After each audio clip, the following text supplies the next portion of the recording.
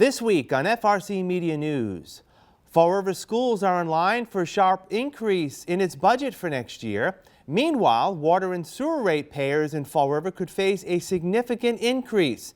And Fall River Restaurant Week begins tomorrow. All this and more coming up.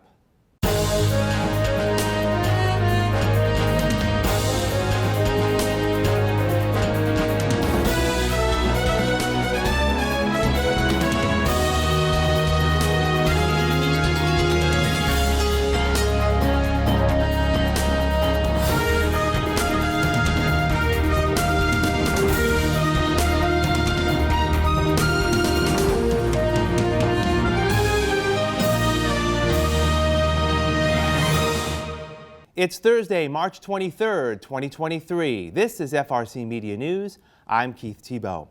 Fall River Public Schools Superintendent Maria Ponce this week presented the school committee with a proposed $226.5 million school budget for the fiscal year that begins July 1st. The spending plan is nearly $22 million above the current year's budget. The increase is made up of an additional $19.1 million investment from the state and an additional $2.1 million from the city. As part of the plan, Superintendent Ponce plans to hire an additional 190 employees, 142 of which are teachers and support personnel who will work directly with students. Ms. Ponce says the budget builds upon the mission and goals of the district with the focus on student achievement. What is an annual budget? It's what we stand for. All right? It's a moral document. Tells us what we fund and what we value. It's a financial planning tool for our district, a way for us to communicate what our needs are. It's a living document, again, which means there will be adjustments along the way. It's an acknowledgement of the work that is ahead. It honors the work that came before us, as well as acknowledges the work that is ahead. And it complements the district planning, and it's a statement of what we value. We are not where we need to be. We need to make sure that we have a roadmap to get ourselves. Yes, throwing money at a problem is not always the answer, but we need to invest and make sure that we have the proper supports so that we get where we need to go. Even though the huge increase is welcomed, members of the school committee are concerned that the district may lose $11 million in spending if a proposal by Mayor Paul Coogan to shift the cost of transportation from the city to the state passes in the legislature. What we're sitting here today wondering, and I'll tell you I'm wondering it, because when I sat at the State of the City, and for the first time I see on a slide that the mayor wants to take $11 million and push it off of net school spending, or push the transportation into net school spending, immediately in my mind was, that's an $11 million cut to education. Any way you slice it, it's $11 million cut to education. We need to, as a school committee, you need to, as an administration, advocate against such a disastrous proposal to cut $11 million from education. I need you to step up and support it, because I'm going to keep on telling everybody that I talk to that it's an $11 million cut and we can't afford it. Mayor Coogan says he has no intention to cut any money from the school department. He says he's looking to rectify what he sees as a statewide imbalance when it comes to funding student transportation. We can put a kid on a bus to go play basketball in Brockton, and that's net school spending eligible. But if I take a kid from Bay Street and put him on a bus to go to Durfee for math, it's not net school spending eligible. That's not right. I value the academics and the teachers in the classroom. Sports is great, but that's ancillary to the education. If a kid from Diamond, from Bay Street in Fall River, goes on a bus from his home to Diamond, the state picks up 80% of that bill. If a Durfee kid does that, we're reimbursed at zero. We will not take $11 million straight out of education, okay? That's not the intent of the bill. The intent is to make school transportation equitable and fair for everyone, not just the kids that are getting picked up by the state. If the measure passes, Mayor Coogan hopes to use the savings to pay down the city's debt in constructing the new BMC Durfee High School and the upcoming new Diamond Regional Vocational Technical High School. The school committee will soon hold budget hearings with department heads before ratifying a spending plan to send to the City Council later this spring. The city of Fall River is proposing significant rate increases for water and sewer use beginning in July. Costs for the city's water and sewer system are paid for primarily by fees collected from residential and commercial users. Department of Community Utilities Director Paul Ferlin says for the new year that begins in July, the city has been impacted by the rising costs of commodity items and hiring and retaining qualified workers. Over the past 3 years, our chemical costs, we've seen almost $1 million increase in chemical costs between water and sewer. Electricity costs, as everybody deals with that cost within their own homes and businesses, we're also dealing with that. Water plant is the second largest electrical user within the city, and the wastewater plant is the largest electrical user in the city because of the large motors and all the equipment that we have in those facilities. So you can imagine with those fixed cost increases, something that we're having to do. The other issue that we're dealing with and have been dealing with for some time is employees. Retaining properly licensed, properly trained employees to be able to service our equipment at the water treatment plant and also within our water maintenance division. We're down employees within the water maintenance division and at the treatment plant. We're hoping that a correction within pay scale will be able to bring those back up. Mr. Ferlin says the average homeowner will see increases that are much higher than in years past. So an increase is roughly $31.65 per year per household. Household is based on 53 CCF. So a single family residential household, 53 CCF. If you're talking a 3-family household, you'd multiply that by 3. It is this year is a substantial increase. So we're talking 31 cents on the sewer fee, 20 cents on the water fee, and then a $3 per ERU per quarter increase on the stormwater fee. Mr. Ferlin says fees cover the cost of providing safe drinking water and proper disposal of waste. One thing that I always find is that everybody turns on their faucet. They don't understand where their water comes from or how it gets to their house. Almost every single road that you drive over within the city has some type of utility underneath it, whether it be water, whether it be sewer, whether it be gas or electricity. All that has a cost to be able to deliver it to the end user. Proper treatment of those of all of that water to be able to get to the house, and then once you use it, being able to treat it before we can discharge it. I think one thing, people always turn it on and just expect the water to be there, and they don't realize what it takes to be able to get that to their house or be able to take it from their house. The cost of water and sewer service could actually be higher if it were not for the support from Federal American Rescue Plan Act or ARPA funds. We're getting to a point now with some of the projects that we've done with ARPA, the water main and roadway reconstruction project that was funded by ARPA. You would probably see that debt coming on next year, so we would start to budget for that within the fiscal year. So we do not have to budget for that within next fiscal year. Some other projects that we have done through water and sewer would also be coming on the books, the debt service within the next couple of years. So that is something that will not. So the federal funding that has come across within next year's budget and the following couple of years' budget that's when you're going to the savings will be realized of not having to bring on that debt service. As the weather gets warmer, work will begin on water and sewer construction projects across the city. Mr. Ferlin says one of the biggest projects this year is the replacement of water mains across Fall River. That was started in the fall. We started down at Atlantic Boulevard, and already for this construction season, we have crews out there that have started. Sterling and Welcome down the south end of the city have the bypass laid out in preparation for the water main replacement.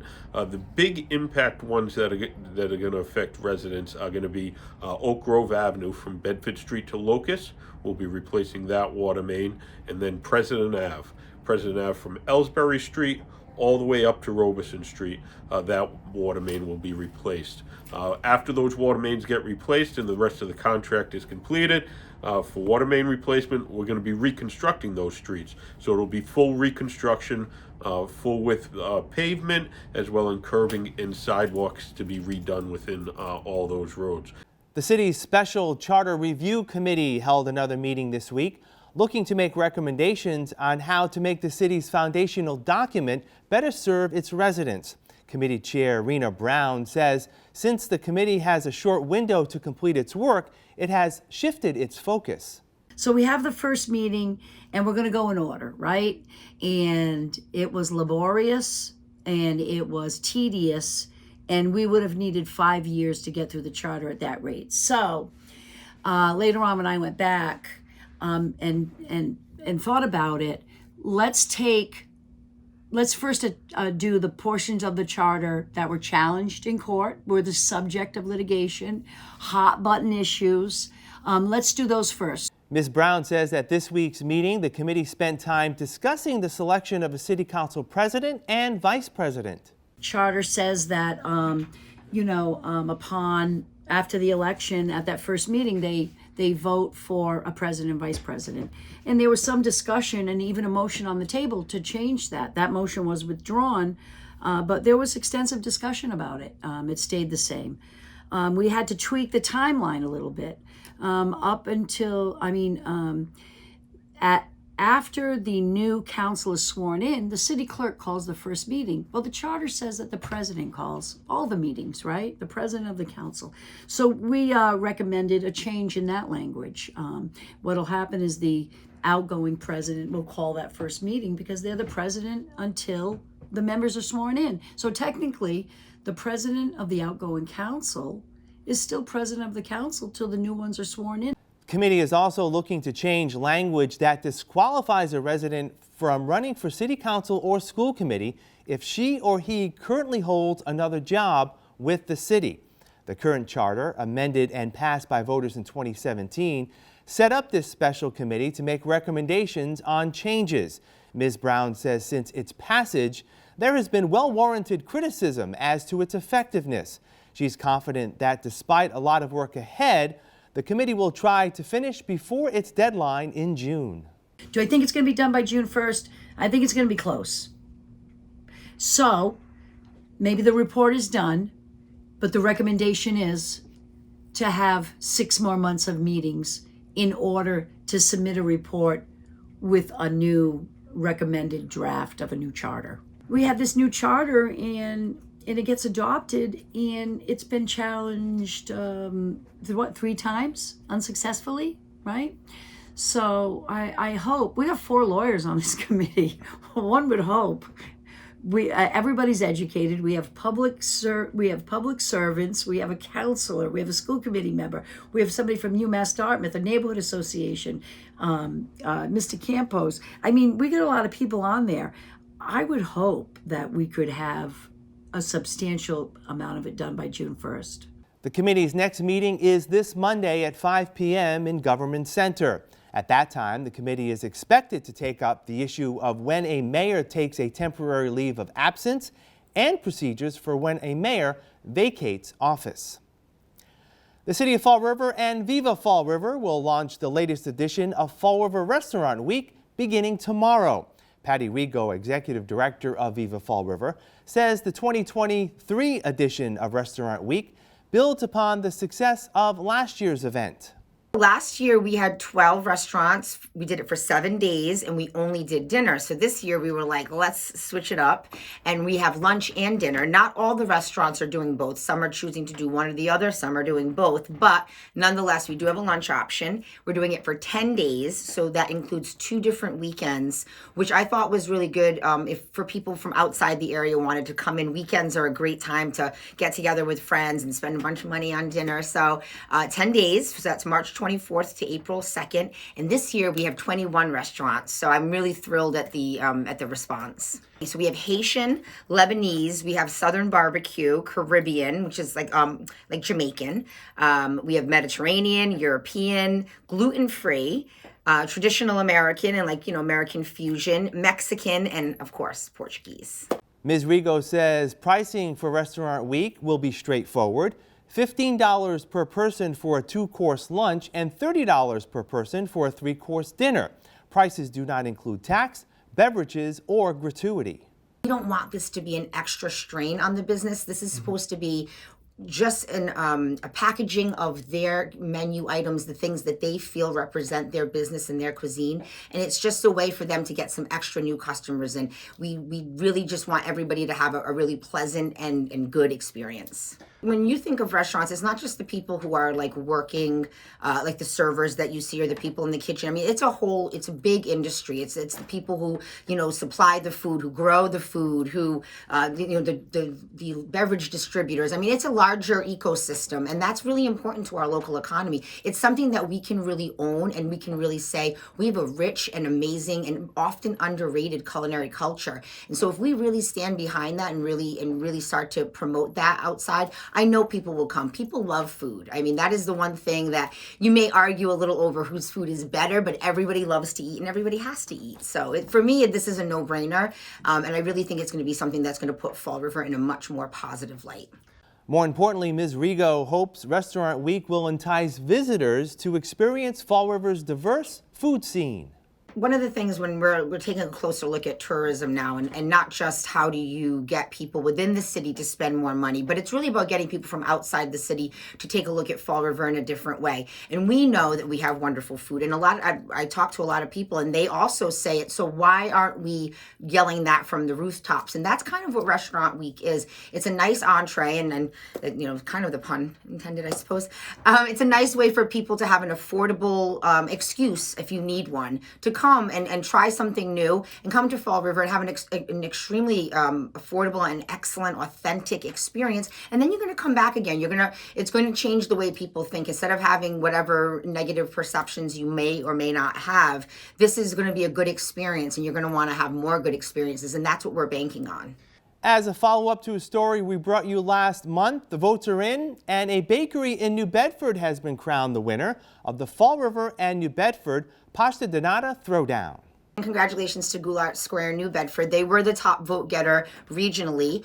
In Fall River, we had Europa Bakery, Europa Coffee Shop and Pastry Shop, that's on Columbia Street, and they were the top vote getter in Fall River, and they did receive a little trophy that I made for them because they really, I know they got a lot of new customers out of this, and I was really happy to see them just really get involved and promote themselves. And as far as I know, I know so many people who actually played the bingo and who took the card and went to all of them. So I'm thrilled with the way everything turned out, honestly. We'll have more FRC Media News right after this. Here are some job descriptions on the latest hot jobs list from the Mass Hire Fall River Career Center. Bookkeeper, Catholic Social Services, located at 1600 Bay Street, is looking for a full-time bookkeeper, responsible for assisting the finance department with daily functions and perform a wide range of complex accounting tasks. Job number 185-68143.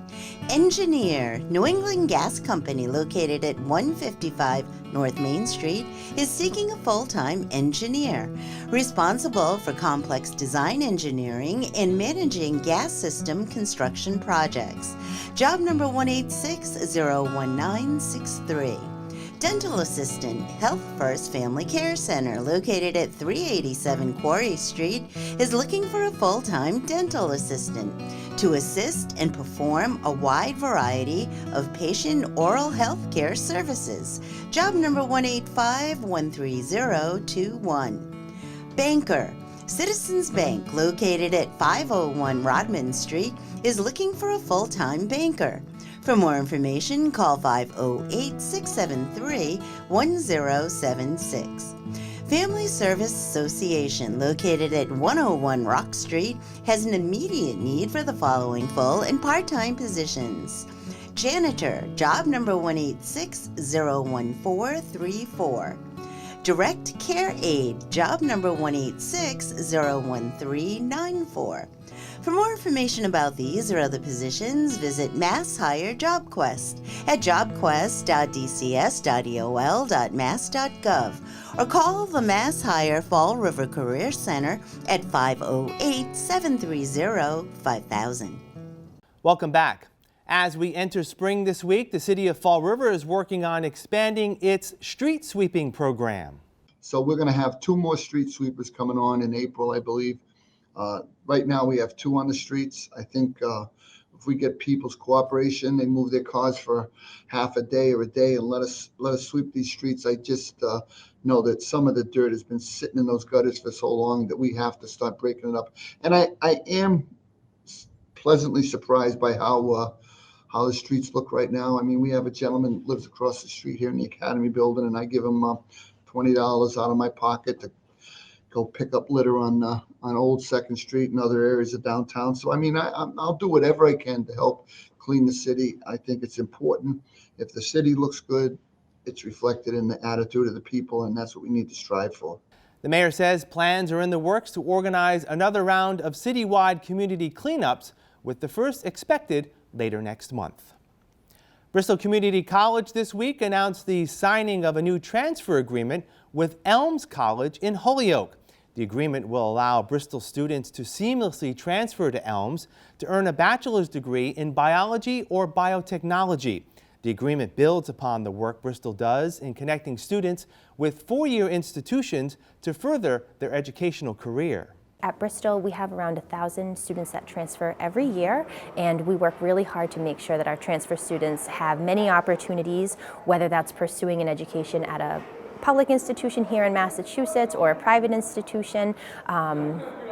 We put together articulation agreements to help students with the transferability of their credits so that they know when they finish their degree here at Bristol, they'll be earning credit for all of their courses they've completed here at the 4-year institution. And we really strive to get these agreements in a place and in a position where students, advisors, staff, and faculty know about them. So when students get started here or when they're at the end of their program, they know what all of their transfer opportunities are in a way that will help them save time and money with their educational journey. The One South Coast Chamber of Commerce last night presented its Roger Valcourt Outstanding Citizen of the Year Award to longtime community advocate and founder and host of Radio Voz do Emigrante, WHTB's Frank Baptista. Mr. Baptista emigrated from Cape Verde nearly 50 years ago and has been a community leader in Fall River for 40 of those years. He was recognized for his long-standing support of the Chamber and the local Portuguese and Cape Verdean communities. The One South Coast Chamber of Commerce is a vital institution in this community, not only in the area of business, but in all aspects of the community life. It needs to be supported for the betterment of our community. Its 1,500 so members touch each and every one of us. I will cherish this honor for time to come, God willing, and it will be placed in a special location so that it will always be seen for which as a reminder for which it was given to me. For as long as I am able, I will continue to make a difference in this community, which has been a part of my life for 40 years. The Chamber last night also awarded its Ambassador of the Year award to longtime Chamber advocate Ed Pacheco. We'll wrap up this edition of FRC Media News right after this.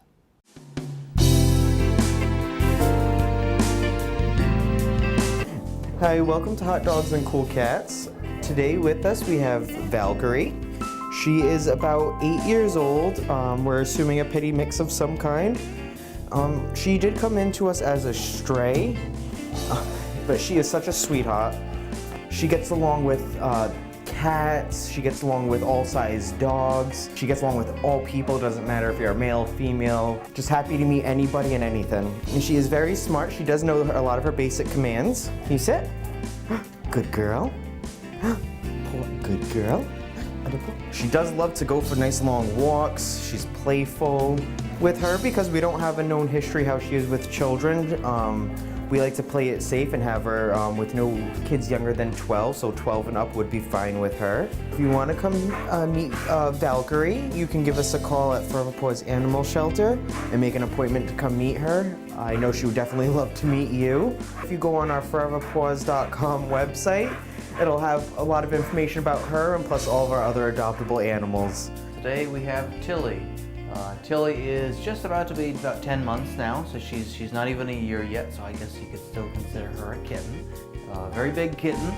She actually came to us from Puerto Rico originally, so she would be okay going into a home with others. In fact, it may even help. She might even get a little support from them. She's very afraid of dogs, understandably. She is a tiny little spooked thing. I would not put her with young kids, but like teenagers would be fine. Yeah, if you'd like to meet Tilly, come on down to 300 Linwood Street, Fall River, Massachusetts at Forever Paws Animal Shelter. That's it for this week's edition of FRC Media News. Please visit our website at frmedia.org for all the latest news and local information. FRC Media News airs Thursdays at 6 p.m. and Fridays at 5:30 p.m. For all of us at FRC Media News, I'm Keith Tebow. Have a great weekend. We'll see you next Thursday.